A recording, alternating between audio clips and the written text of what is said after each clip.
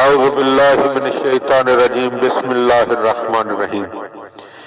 مولا کائنات حضرت امیر المومنین علی بن ابی طالب علیہ السلام کے مجموعہ کلام نہج البلاغہ کے پہلے باب کا خطبہ نمبر 237۔ جن دنوں حضرت عثمان ابن عفان محاصرہ میں تھے تو عبداللہ ابن عباس ان کی ایک تحریر لے کر امیر المومنین علیہ السلام کے پاس آئے، جس میں آپ سے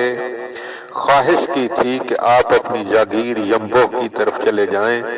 تاکہ خلافت کے لیے جو حضرت کا نام پکارا جا رہا ہے اس میں کچھ کمی آ جائے،